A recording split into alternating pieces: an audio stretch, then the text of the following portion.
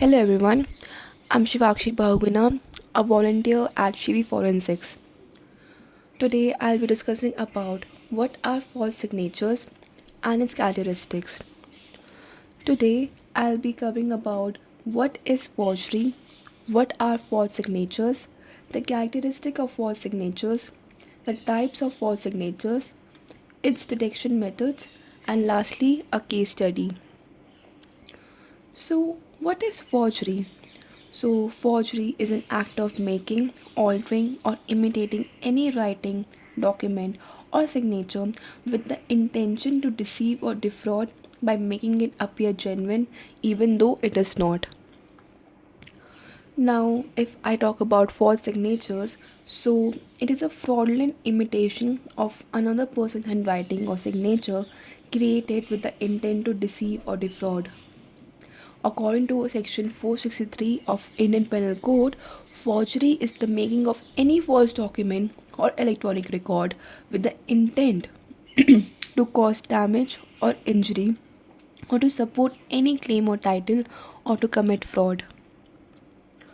Now, if I discuss about the characteristics, so first we have hesitation marks, second we have timers, then lack of fluency and rhythm, unnatural pen lifts, inconsistent slant and spacing, variation in proportion, poor line quality, and lastly a uniform or abnormal pen pressure. First, we have hesitation marks. A forger writes slowly and carefully, which results in small pauses. It can be seen as tiny dots, blunt line beginnings, or shaky movements. Genuine signatures are fast and confident.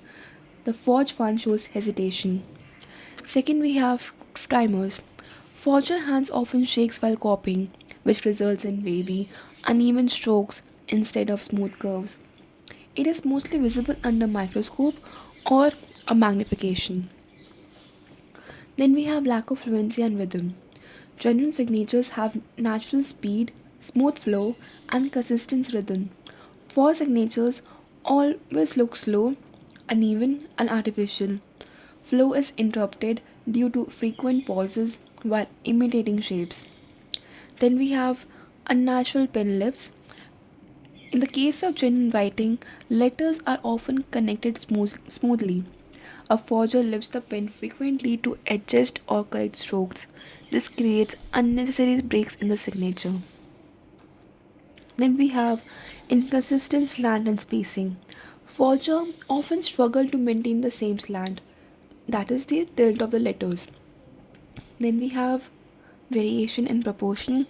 Genuine writers have a habitual ratio of letter heights and widths. For signature shows letters too short, too tall or short, disproportionate loops, uneven alignment along the baseline. Then we have poor line quality. Genuine signatures show smooth entry and exit stroke. Forged one looks jerky, blunt ended, or irregular. Strokes may appear thick or thin inconsistently. Then we have uniform or abnormal pen pressure. Natural writing shows variation in light and heavy strokes. False signatures may have too uniform pressure that it can give a mechanical look or uneven forced pressure due to lack of fluency. Now I'll discuss about the types of forged signatures. So we have simulated forgery, face forgery, disguised signature, mechanical or reproduced forgery, and lastly a proxy or secretarial signing. Now we have simulated freehand forgery. So this forgery is made by carefully imitating the genuine signature freehand without tracing. The forger studies the real signature and attempts to reproduce it by practice. As you can see the characteristics here, first it is the difficulty to detect visually because it looks similar. Second, forger can't mimic the natural rhythm and speed of genuine writing, of course. Third, it shows tremors, uneven pressure, hesitation, and incorrect proportion.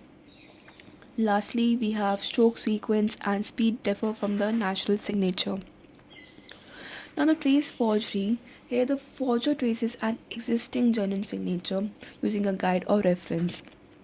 We can use different techniques like tracing against the light, carbon paper transfer, indentation tracing. Now if I discuss about the characteristics here, then it is very similar in appearance to the genuine signatures at first glance. It lacks natural variation, which means it looks stiff or mechanical. It often shows even pressure, hesitation marks, or double lines. It may leave indentation on the underlying paper. Then we have disguised signature, in which the genuine signer deliberately alters their own usual handwriting or signature to prevent recognition or to deny later that they wrote it. The writer intentionally changes habitual features so the signature looks different from the normal one. Now, if I talk about the characteristics here, then first we have altered habitual features, and second is slower speed and conscious control. Now we have proxy or secretarial signing, which occurs when one person signs another person's name without legal authorization, thereby creating a false representation of the real signer act. Now we have mechanical or reproduced forgery, which is created using machines or digital tools such as scanners, photocopies, or printing devices to reproduce a signature. Sometimes it is also known as stamp forgery or facsimile forgery. The techniques that can be used are photocopying or scanning a genuine signature onto another document. Then we have using signature stamps or 3D pen plotters. Then we have digitally cutting and pasting scanned signatures. Now we have the characteristics here, that is no pen pressure or ink flow, pixel patterns visible under magnification, ink color and texture differ from the handwritten text, may show identical copies across multiple documents. Now I'll be discussing about the detection methods here, that is visual examination, magnification or the macroscopic examination, and lastly ink and chemical examination. First, we have visual examination, of course, by using magnification tools or microscope. You visually examine the signatures here, and it also the initial comparison here. Second, we have the magnification and the microscopic examination, in which we use different type of tools like hand lens, stereo microscope, a VSC, digital microscope, right? Then we have ink and chemical examination, which can be done by three different ways: chromatography, spectroscopy, and ink aging analysis. So as you can see, chromatography have two parts, TLC and HPLC.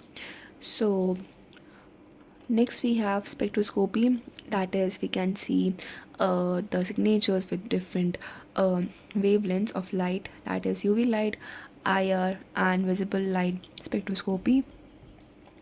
Then we have ink aging analysis, where we use different techniques like solvent evaporation method, chemical degradation analysis, and spectroscopy comparison to detect the age of the ink on that document. Lastly, I want to talk about one case study that was mentioned in the Times of India. So basically, there was a pathology lab in Indora Square, Nagpur, where it was accused of forging the signature and the registration number of Dr. Rajeshwar Bhute, a qualified pathologist based in Akola. Dr. Bhute, due to health issues, wasn't unable to be present, but lab reports bearing his name and signature began circulating that he had not authorized. So the fake reports were discovered when a private insurance agency contacted Dr. Bhute to verify a pathology report from Nagpur. He was stunned that the documents bearing his forged signature.